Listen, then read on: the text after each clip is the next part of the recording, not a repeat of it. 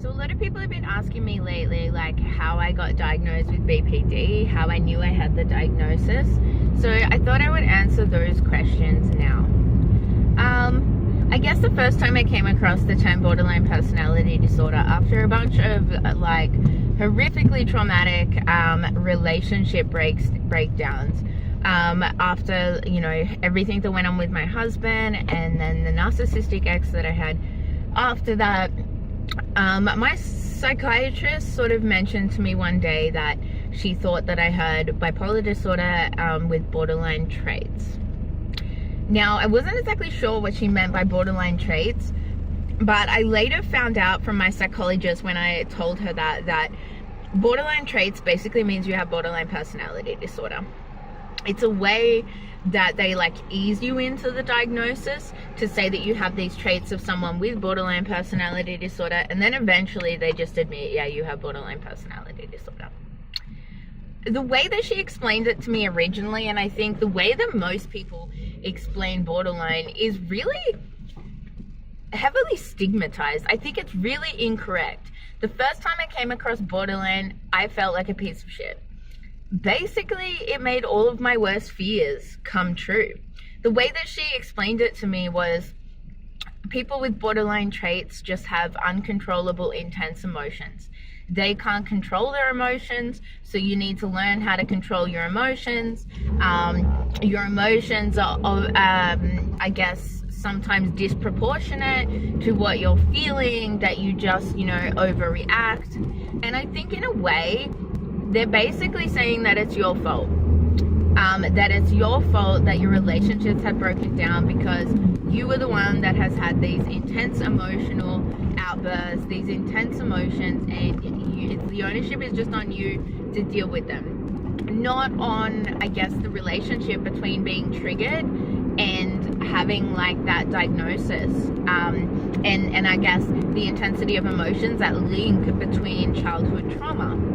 Now, I have since had a lot of experience with borderline, not just living with it and treating it, and the mountain of research that I have done on it, like you guys would have no idea. But also, you know, the amount of therapists and professionals I have talked about it. And I don't think it was till I was studying this mental health course when we were going through like childhood trauma, where they were going through the different types of childhood trauma. And they actually explained borderline personality disorder in a way that I finally related to, in a way that I finally accepted, and the way that I now talk about borderline personality disorder. And I think it's a description of it that is quite truthful, is quite accurate of what it really is to live with borderline personality disorder. Now, that definition was that borderline personality disorder is not really like a personality disorder. What it is complex trauma. It's a form of like PTSD, but rather than having like one single trigger, it's kind of like triggers that will manifest repeatedly in your life. And each time you are triggered, you will basically, like, it will become more and more intense each time. It's like being injured and wounded as a child, and someone is constantly reopening those wounds, in, you know, making them worse until you're an adult where they're just completely infected. You know, they haven't healed. And I think, you know, the scars are there, but I wouldn't even go as far as saying that they're scars, because like they're still gaping open wounds, really. So if you look at it from, I guess, a trauma perspective, then it validates a borderline. And I think the biggest trigger for borderlines is being invalidated.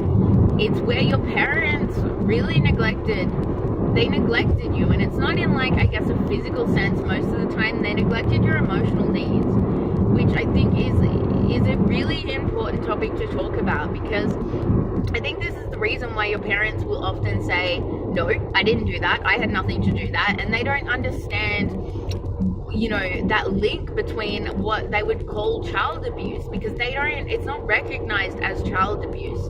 Seeming disinterested with your children, telling them just to get over it when they are emotional. Even things that seeming like disinterested. Like, every time I've spoken to my dad in my life, particularly in my adult life, he honestly doesn't make eye contact with me. He'll literally walk away from me, and I will like follow him around. he is just so disinterested to anything that I have to say. And you know what that message really translates to your children is that you don't value them. You don't value them as a person enough to give them your time, your attention, your concentration. And really, that can be just as damaging on a child as if you just like left them physically somewhere and abandoned them. So I think, you know, understanding those sorts of things will actually make you be able to sit with your diagnosis a lot better, because you know what, guys, it's not your fault. It really isn't. Yes, we have to take ownership of it, and yes, we're the ones responsible for fixing it, but you know, we're not the cause of our own problems. And I think when it manifests in relationships and you are being invalidated, when you're trying to communicate that you're hurt and someone is basically saying no you're not, or they're not accepting it, or they're arguing with you, that is where things escalate. So just being told by a medical professional, or you know, this misconception that a borderline personality disorder is just that someone does have these intense, unrealistic emotions, kind of, it's basically like saying that they've been fabricated, that these emotions are just like a manifestation of someone's mind, that they aren't real, that someone is just literally being crazy, that they are making it up, you know, that they are just being like over exaggerating everything. Like, no, the pain that I feel is real, the emotions that I feel are real, and they might seem disproportionate to whatever situation is currently going on, whatever remark someone has said to me, or the way that they might be treating me at the time. But if you look at my entire life and you look at every single time someone has done that to me, every single time someone has made me feel that way, not just necessarily by the things that they've said, but maybe the things that they haven't said, then you will begin to understand the intensity of emotion that I actually feel. And I think for a long time I didn't understand that. I didn't know why I had these completely unrealistic emotions. I felt embarrassed about it. Like, I was so scared to open my mouth. I was not a reactive borderline. I was so terrified to react because I didn't want to be that person, and I really just didn't know what was going on at all. Now, I guess this, you know, you can do your research on borderline, and I think if you're here, you might be diagnosed with borderline personality disorder. You might think you have BPD. You might know someone with BPD. So I think really finding correct, you know, information on it is just vitally important. It's not just about knowing the symptoms, because, you know, you can recognize the symptoms of BPD in someone, but the most important part is understanding why they are the way that they are. Their upbringings have shaped them into someone with borderline personality disorder. And that's why they call it a personality disorder, which I think is kind of an incorrect name, but it's sort of like a borderline personality disorder, in the sense that your upbringing really does affect who you become as a person, and the way that you interact with the world, the way that you feel about things. And when you have had such traumatic experiences in your life, then it's no wonder that you have intense fears about things. Like, if you've had a traumatic experience in a car accident, you might be scared of driving. If you've had a traumatic experience with like a dog or some form of animal or some form of like type of person, then you are naturally going to be really anxious and really scared and really wary of those situations.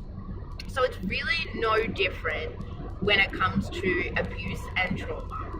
And, you know, people not really understanding how abuse manifests, you know, even like accidentally, is really hard, because that just adds to this borderline being invalidated. And I think that's how, as an adult, it gets worse and worse, because no one recognizes that pain. If I had suffered, for example, like sexual abuse or something like, you know, that is widely recognized as a form of abuse, that people would think, oh yeah, that's a traumatic experience. The same way if I had cancer, if I had a broken leg, you know, if I had some form of physical illness that people could see, they would recognize that. And they would see how that's significant. They would be then more tolerant, more understanding, more open and accepting. But because of the stigma around mental illness and the stigma particularly about borderlines that are completely misunderstood, we just don't get that same courtesy. And I think that is really, really crappy. And I guess that's why I'm so passionate about bringing awareness to borderline personality disorder and the link between psychological abuse, because I want to break this cycle. I don't want anyone else to feel the way that I did. And I really want to try and educate parents on how not to give your kids borderline personality disorder, to see, the significance of things that happen. Like, my parents will never see the significance of how they treated me and how that made me into the person that I am today. It was always my fault. And I think the way that people explain BPD as it's your fault, you just can't control your emotions, really, that breaks my heart. That destroys me as a person.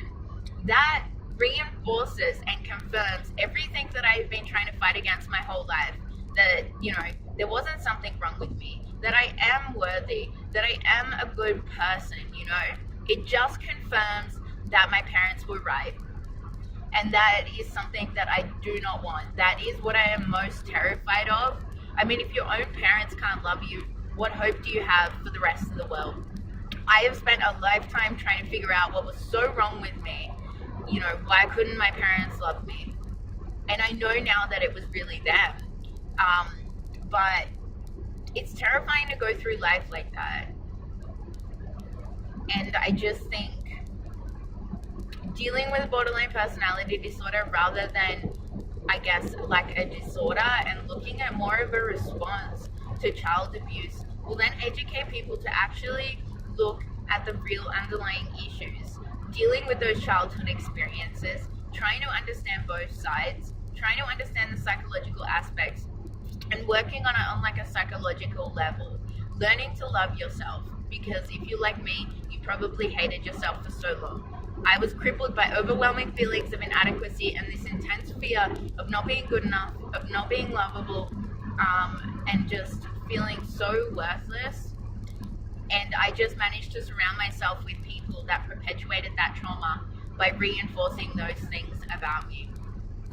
And I guess where I'm at in life right now is just not letting those people in my life and working on being the strongest version of myself, so that the effect they do have on me is, very little.